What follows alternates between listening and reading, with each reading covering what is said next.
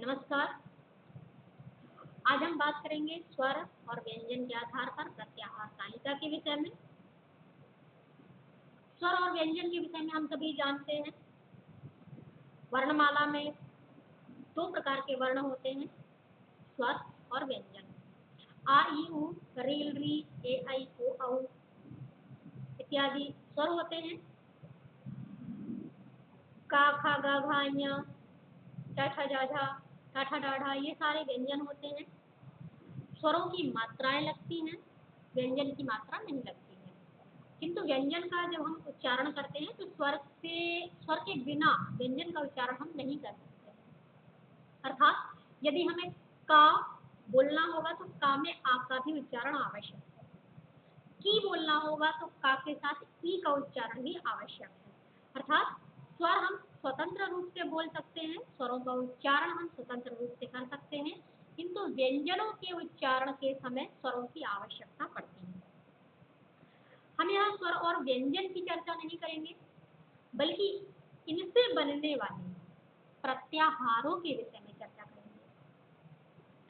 प्रत्याहार अर्थात 14 जो माहेश्वर सूत्र है, माहेश्वर सूत्र अर्थात महाईश, जो महेश है, भगवान शिव है, उनके डमरू से निकलने वाले जो स्वर थे, उनको महर्षि पाणिनि ने सूत्रों में पिरोया।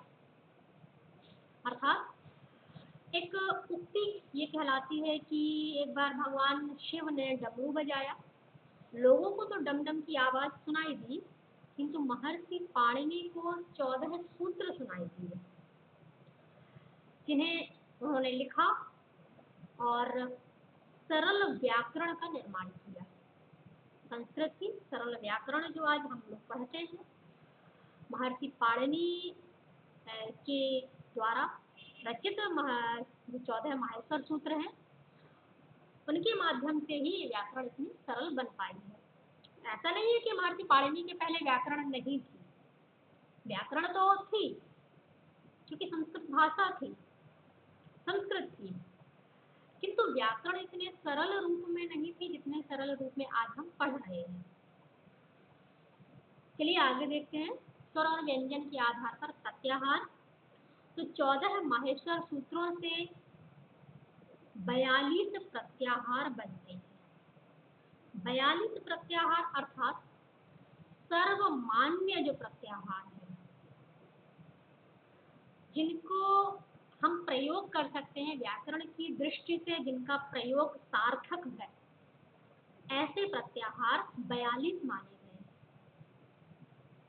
बनाने बैठे यदि हम लोग प्रत्याहार तो कई प्रत्याहार बना सकते हैं, संख्या 100 के आसपास जा सकती है, किंतु वही जो मैंने कहा, सार्थक व्याकरण की दृष्टि से जिनका प्रयोग हम कर सकते हैं, ऐसे सार्थक प्रत्याहार सर्वमान्य 42 ही है। देखते हैं कौन कौन से हैं वो प्रत्याहार। सबसे पहले देखेंगे स्वर से प्रारंभ होने वाले प्रत्याहार।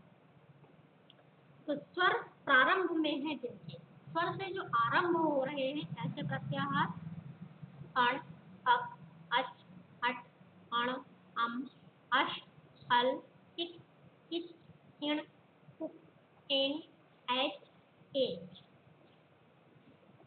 यहाँ हम देखते हैं अण 2 बार लिखा हुआ है, अण प्रत्याहार का प्रयोग 2 बार दिखाई दे रहा है। ये इनसे बनने वाले भी 2 प्रकार के जो है वर्ण निकलेंगे।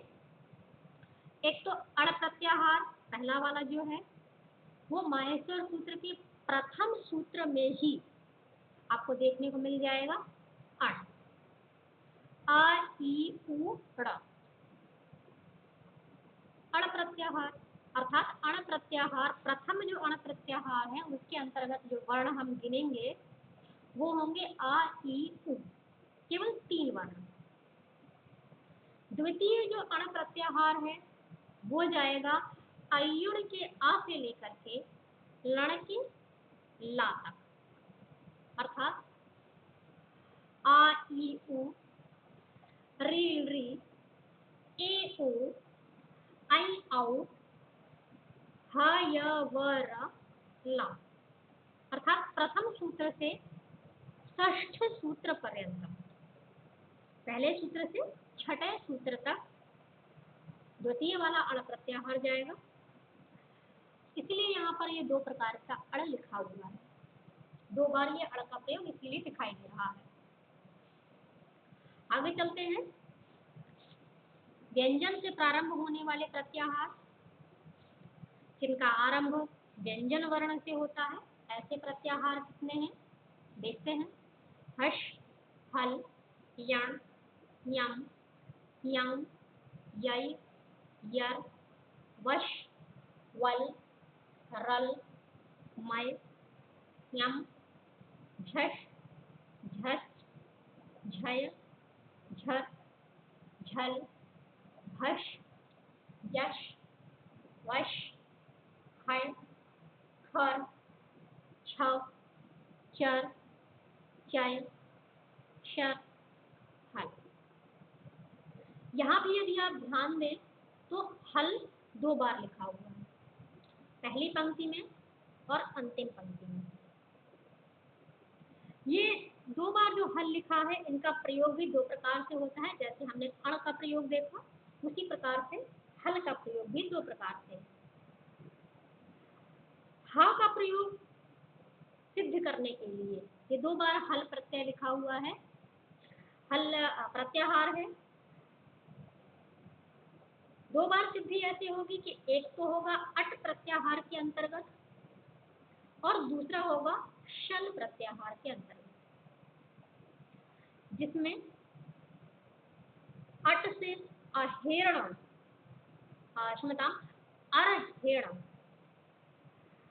और अदुक्षत दूसरे वाले से अदुक्षत, इनके प्रयोग की सिद्धि के लिए ये दो बार जो हल प्रत्याहार लिखा हुआ है इनका प्रयोग किया जाता है।